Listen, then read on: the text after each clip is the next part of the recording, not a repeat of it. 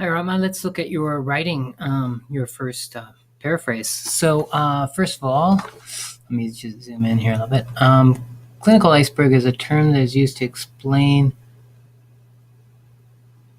Sorry, can't see that. Clinical diagnosis from the biggest part of the iceberg bottom, which contains healthy people, to the smallest part of the iceberg, the tip, uh, which is the most obvious piece and contains ill people. Okay, but you haven't. You've sort of explained the iceberg, and that's good. That's what I wanted you to do.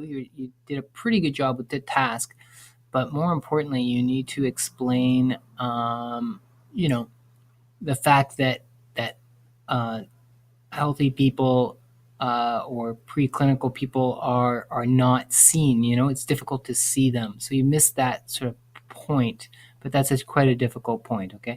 The other thing is you need to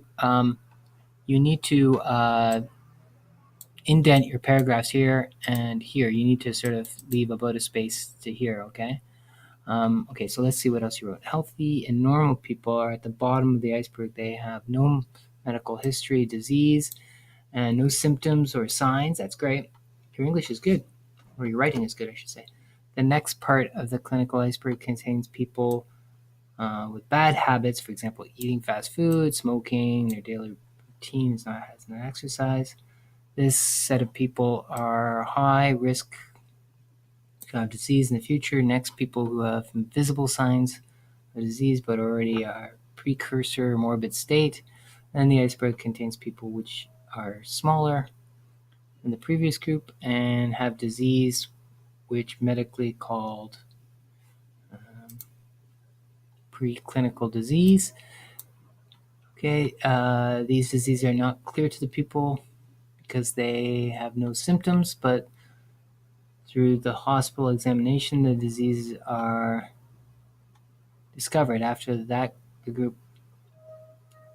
Okay, so you really should have divided this up into people that we can't see, and then the signs and symptoms where we can see. Okay, therefore they are directly go to the doctor. Finally, the most obvious group, tip of the iceberg, and these are the people the smallest and are ill. Okay, that's pretty good. But first of all, you need to emphasize why you're explaining this. This is just basically explaining the different stages, but not the important part, which is the iceberg part, which is the most important thing, and also part of your task. So you would have lost marks in your task response for this writing. The other thing that you're missing is a conclusion.